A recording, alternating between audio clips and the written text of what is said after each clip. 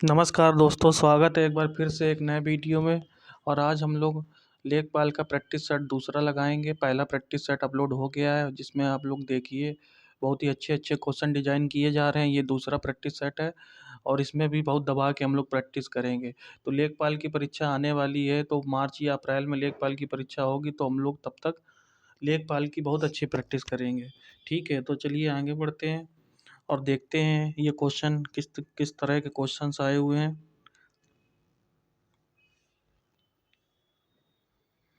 चलो देखते हैं पहला क्वेश्चन कि ओजोन क्षरण से स्वास्थ्य को किस रूप से खतरा उत्पन्न होता है। तो पहला ऑप्शन है लीवर की क्रिया में कमी। दूसरा ऑप्शन है संवेदन तंत्रीय उत्तेजन। तीसरा है अति प्रति बीमारी। और चौथा है फेफड़ों की कमी क्रिया में कमी। तो इसका देखो ऑप्शन होगा बी। तो बी ऑप्शन होगा। इससे क्या होता है कि ओजोन लेयर है हमारी, मैंने आपको बताया था कि स्ट्रेटोस्फीयर में जो वायुमंडल की संरचना है उसमें सबसे पहले ट्रोपोस्फीयर होता है और उसके बाद स्ट्रेटोस्फीयर होता है। तो स्ट्रेटोस्फीयर में ओजोन लेयर होती है और कुछ गैसों की वजह से, जिसमें एक प्रमुख गैस है जिसका नाम सीएफसी है, जिसको बोलते हैं क्लोरोफ्लोरोकार्बन। ठीक है, ये सीएफसी गैस है। इसकी वजह से ओजोन लेयर बहुत पतली हो रही है, जिसकी वजह से पराबैंगनी किरणें जो है आती हैं वायुमंडल में और वो हमारी स्किन में अटैक करती हैं। और स्किन में अटैक करने की वजह से हमारा जो स्किन कैंसर होने का खतरा ज़्यादा हो जाता है। तो चर्म कैंसर होने का भय रहता है। और देखो दूसरा पॉइंट इसमें देखो, तो इससे क्या होता है, ओजोन क्षरण से स्वास्थ्य का संवेदी जो तंत्र है वो उत्तेजित हो जाता है, जिसकी वजह से हमें चर्म कैंसर होने का खतरा रहता है। देखो दिवस कब मनाया जाता है। तो ओजोन दिवस मनाया जाता है 16 सितंबर को। ठीक है, 16 सितंबर को मनाया जाता है। और ओजोन परत में क्षरण का मुख्य जो गैस है वो है सीएफसी गैस। तो ये पहला क्वेश्चन का आंसर हो गया बी। ठीक है, चलो दूसरा क्वेश्चन देखते हैं। पानी के अंदर गोताखोर सांस लेने के लिए कौन सी गैस लेकर जाते हैं। जो पानी के अंदर जो दो गोताखोर जाते हैं तो वो कौन सी गैस लेकर जाते हैं। तो इसका ऑप्शन होगा O2 और He का मिश्रण, हीलियम और ऑक्सीजन का मिश्रण लेकर जाते हैं गोताखोर। और गोताखोर जो समुद्र में या फिर नदी में जाते हैं तो वो सोनार जो एक यंत्र होता है, सोनार के यंत्र की मदद से वो गहराई में किसी भी चीज़ का पता लगाते हैं। ठीक है, तो देखो इसमें इसका आंसर हो गया O2 और He का मिश्रण। तीसरा क्वेश्चन देखते हैं। कोणार्क का सूर्य मंदिर का देवता कौन है। तो इसमें हमें बताना ये है कि कोणार्क में जो सूर्य मंदिर है उसका देवता, सॉरी, कोणार्क का जो मंदिर है उसका देवता कौन है। पहला ऑप्शन दिया गया है सूर्य जी का मंदिर है, ये दूसरा शिव जी का मंदिर है, तीसरा कृष्ण का मंदिर है, या चौथा ब्रह्मा का मंदिर है। तो देखो इसका आंसर होगा ए।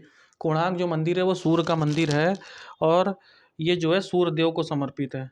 ठीक है, पहला पॉइंट तो ये हो गया, सूर्य देव को समर्पित है। दूसरा, इसको यूनेस्को एक ऑर्गेनाइजेशन है, वो क्या करती है कि जितनी भी हमारी संस्कृति और कल्चर है उसको वो अमूर्त संस्कृति और मूर्त संस्कृति के रूप में वो एक धरोहर में शामिल करती है।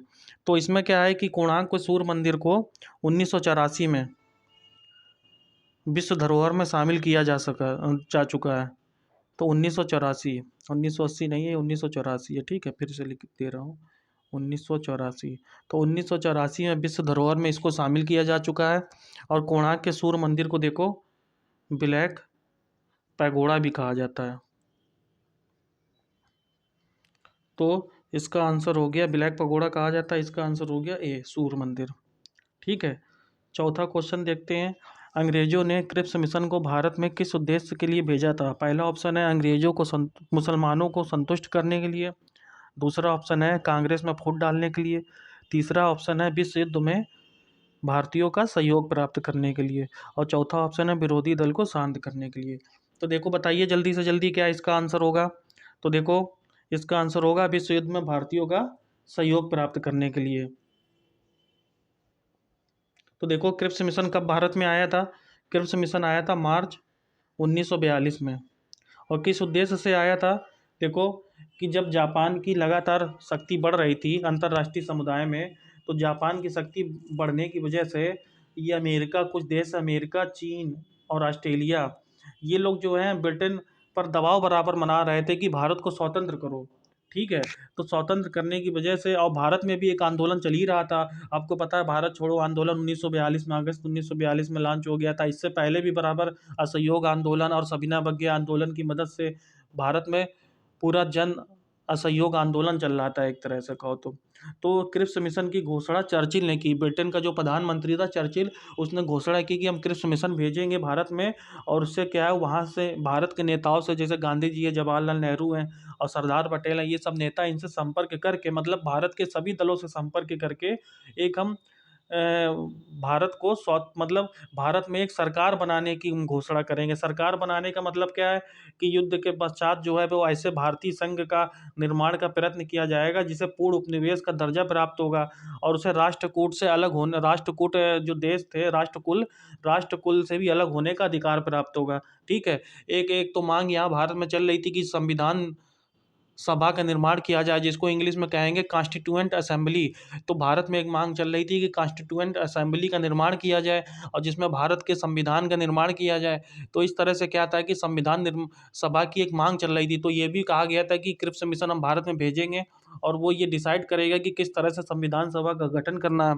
तो देखो, तो इसलिए भारतीयों का, विश्व युद्ध में भारतीयों का सहयोग प्राप्त करने के लिए क्रिप्स मिशन भारत में आया था।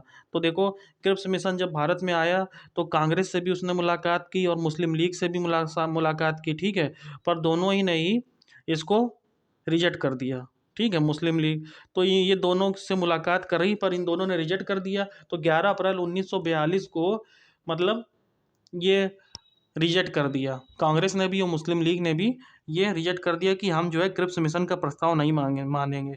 इसकी क्रिप्स मिशन को ही महात्मा गांधी जी ने, देखो क्या कहा था, महात्मा गांधी जी ने कहा था post dated cheque, post dated cheque. ठीक है, तो पोस्ट डेटेड चेक कहा था, तो ये बात याद रखना। तो इसका ऑप्शन हो गया चौथे का ऑप्शन सी। चलो अब अगला क्वेश्चन देखते हैं। अगला क्वेश्चन क्या है, 1935 के अधिनियम की सबसे महत्वपूर्ण विशेषता क्या थी? पहला ऑप्शन है प्रांतों में स्वायत्त शासन के लिए, दूसरा ऑप्शन है केंद्र में पूर्ण स्वायत्तता के लिए, और तीसरा ऑप्शन है प्रांतों में दोहरे शासन के लिए, और चौथा ऑप्शन क्या है कि कोई नहीं।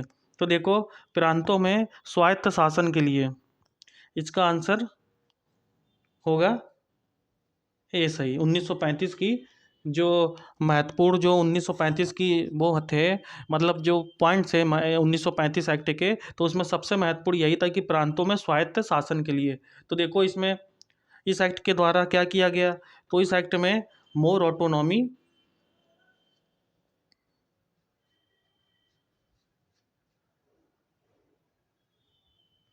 टू स्टेट्स दिया गया। तो सबसे महत्वपूर्ण बात यही थी कि हम 1935 के एक्ट के द्वारा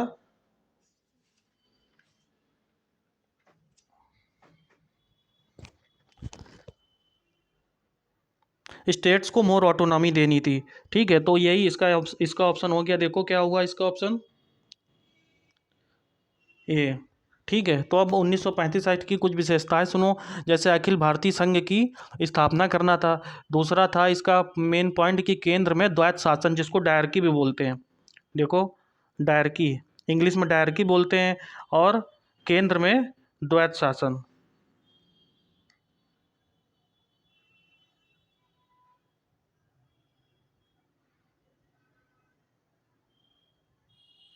द्वैत शासन या डायरकी। ठीक है, तो ये भी अभी जब आधुनिक भारत पढ़ाएंगे तब ये इसको डिटेल से बताएंगे, इसमें आप टेंशन ना लीजिए। तो दैत शासन, ये भी इसकी एक विशेषता थी। दूसरा था प्रांतों में दैत शासन खत्म कर दिया गया था इस एक्ट के द्वारा, 1935 के द्वारा, और स्टेट्स को मोर ऑटोनॉमी दी गई। ब्रिटिश संसद की सर्वोच्चता इस एक्ट के द्वारा इस्टेब्लिश की गई। तो इसका आंसर हो गया ए। ठीक है, चलो अब आगे बढ़ते हैं। वर्नाकुलर प्रेस एक्ट के द्वारा, वर्नाकुलर प्रेस एक्ट किसके द्वारा समाप्त किया गया? पहला ऑप्शन है कैनिंग, दूसरा ऑप्शन है लिटन, तीसरा ऑप्शन है रिपन, और चौथा ऑप्शन है कर्जन। तो इसका ऑप्शन है सी रिपन। ठीक है, तो इसका रिपन हो गया। रिपन ने वर्नाकुलर प्रेस एक्ट को समाप्त कर दिया था, और रिपन ही, और देखो कर्जन ने क्या किया था, 1905 में बंगाल का विभाजन कर्जन ने किया था। ठीक है, तो रिपन ने वर्नाकुलर प्रेस एक्ट खत्म कर दिया था, और कर्जन ने 1905 में बंगाल का विभाजन किया था। और रिपन ने किया था, रिपन ने स्थानीय शासन स्थानीय शासन चालू किया था। रिपन के द्वारा ही सबसे पहले स्थानीय शासन की शुरुआत की गई थी। तो ठीक है, इसका आंसर हो गया सी। चलो अब आगे बढ़ते हैं। निम्नलिखित में से किसकी माँ हिंदू थी? तो देखो चार ऑप्शन दिए गए हैं, शाहजहाँ, दूसरा और औरंगजेब, दूसरा अकबर और जहांगीर, तीसरा जहांगीर और शाहजहाँ, और चौथा ऑप्शन है जहांगीर और हुमायूं। तो देखो जहांगीर और शाहजहाँ, इन दोनों की माँ हिंदू थी। तो जहांगीर की माँ का क्या नाम था? हरका भाई। देखो जहांगीर की माँ का नाम था हरका भाई।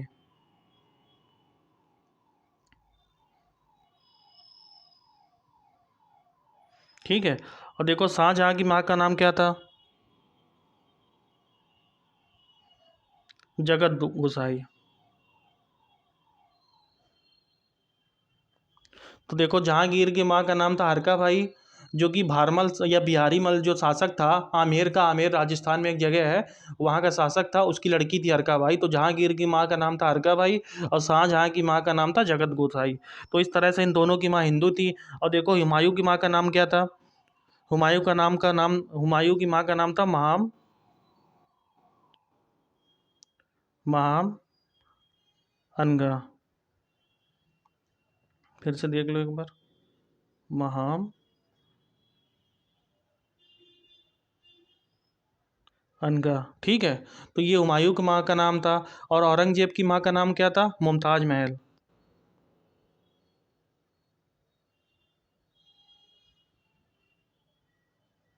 मुमताज महल इसकी माँ का नाम था। तो ठीक है, तो इस तरह से इसका ऑप्शन हो गया सी। चलो अब आगे बढ़ते हैं। डीएनए किस प्रक्रिया द्वारा आरएनए उत्पन्न करता है? तो इसको बोलते हैं, इसका ऑप्शन होगा डी प्रतिलेखन, जिसको बोलते हैं इंग्लिश में ट्रांसक्रिप्शन।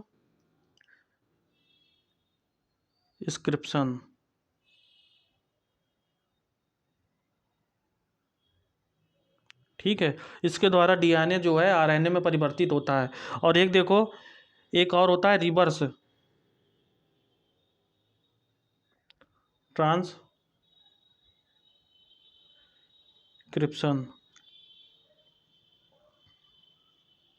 तो रिवर्स ट्रांसक्रिप्शन से क्या होता है? आरएनए जो है डीएनए में परिवर्तित होता है। तो इस तरह से इसका आंसर हो गया 8 का डी।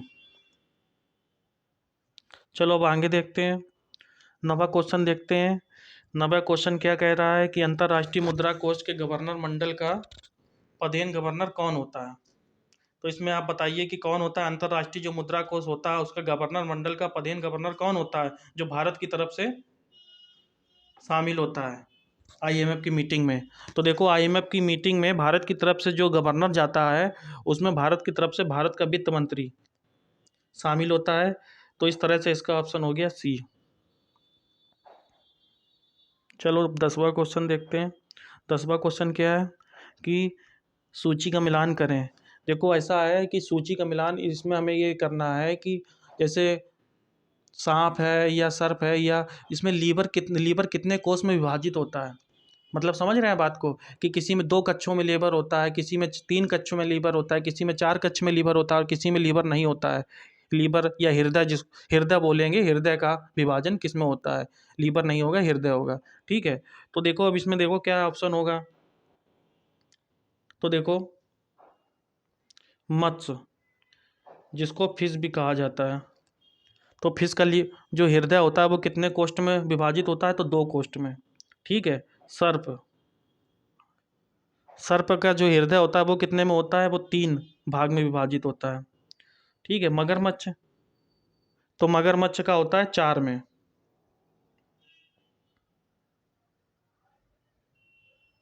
4 4 कोष में हृदय विभाजित होता है। तो अब तारा मछली जो है, तारा मछली, इसका क्या होता है? तो इसका जो है हृदय कोष में विभाजित नहीं होता है। तो इसका हो गया कोई नहीं।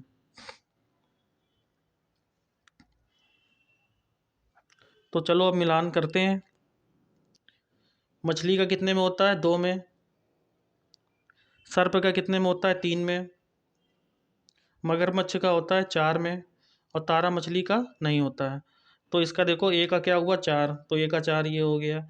और बी सर्प का 3, 1 4 3, और 3 का, तो ये 4 3 1 2, इस तरह से सी ऑप्शन हो गया। ठीक है, तो 10 का हो गया सी। चलो अब 11 क्वेश्चन देखते हैं, 11वें नंबर का। उत्तर प्रदेश का कौन सा जिला अमरूद के लिए प्रसिद्ध है? तो हमें ये बताना है कि उत्तर प्रदेश का कौन सा जिला है ये अमरूद के लिए प्रसिद्ध है। तो इसका हम बताइए। 4 ऑप्शन दिए गए हैं। पहला ऑप्शन है प्रतापगढ़, दूसरा ऑप्शन है इलाहाबाद, और तीसरा ऑप्शन है लखनऊ, और चौथा ऑप्शन है सहारनपुर। तो बताइए। तो इसका ऑप्शन होगा बी, इलाहाबाद के लिए। उत्तर प्रदेश का जिला जो है इलाहाबाद, वो अमरूद के लिए बहुत प्रसिद्ध है। तो बी ऑप्शन इसका हो गया। चलो अब आगे बढ़ते हैं।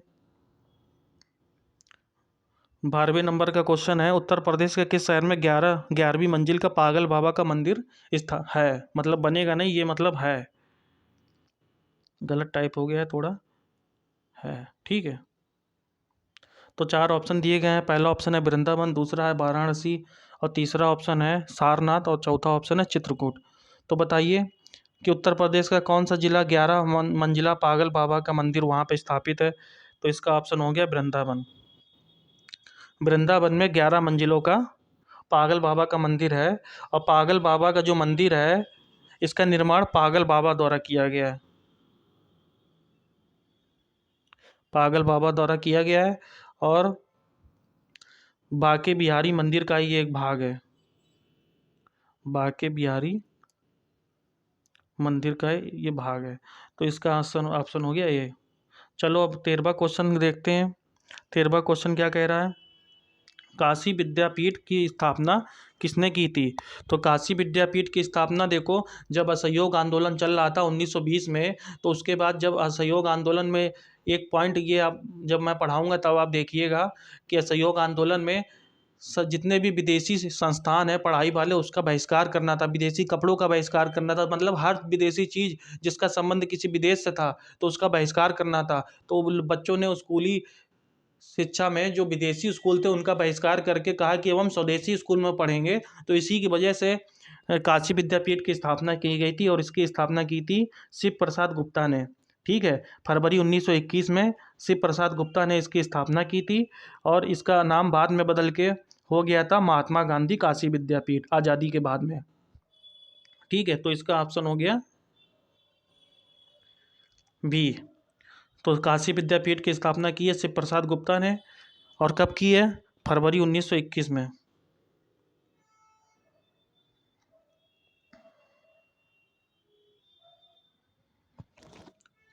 ठीक है, तो इसका ऑप्शन क्या हो गया?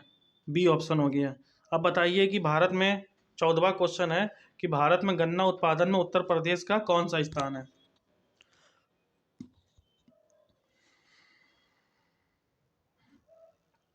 बताइए। तीसरा स्थान है कि दूसरा स्थान है कि पहला स्थान है कि पांचवा स्थान है? तो देखो, इसका स्थान है पहला। गन्ने उत्पादन में उत्तर प्रदेश का स्थान पहला है। और किस किस में उत्तर प्रदेश का स्थान पहला है? तो देखो, गेहूँ, गेहूँ में यूपी का स्थान पहला है। दूसरा गन्ना, गन्ना तो ये ऑप्शन हो ही गया। तीसरा आलू, और चौथा दूध, दूध में भी उत्तर प्रदेश का स्थान पहला है। अगर चावल की बात करो तो चावल में उत्तर प्रदेश का स्थान कैसा मतलब कौन सा है? तो दूसरा स्थान है। तो चावल में पहला स्थान किसका है? वेस्ट बंगाल का, पश्चिम बंगाल का चावल में पहला स्थान है। ठीक है, अब बताइए बाजरे, बाजरे में पहला स्थान किसका है? तो बाजरे में पहला स्थान है राजस्थान का।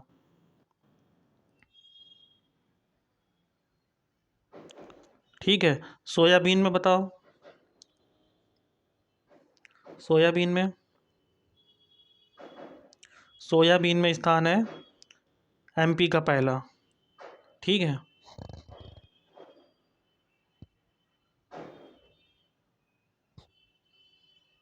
चलो अब अगला क्वेश्चन देखते हैं। 15वें नंबर का क्वेश्चन है कि उत्तर प्रदेश शहर में कौन सा शहर चर्म उद्योग की राजधानी के रूप में जाना जाता है? तो पहला ऑप्शन है आगरा, दूसरा ऑप्शन है इटावा, तीसरा ऑप्शन है कानपुर और चौथा है सीतापुर। तो देखो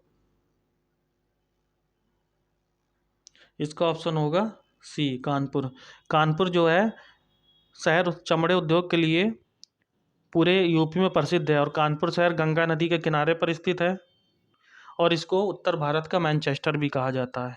तो देखो इसका ऑप्शन हो गया सी। तो देखो ये लेखपाल के लिए बहुत इंपॉर्टेंट 15 क्वेश्चन है। अब अगला हम लोग कल मिलेंगे और इसमें अभी और भी अच्छे अच्छे क्वेश्चंस हम लोग बहुत सारे प्रैक्टिस सेट लगाएंगे, 40 से 50 सेट से भी ऊपर लगाएंगे।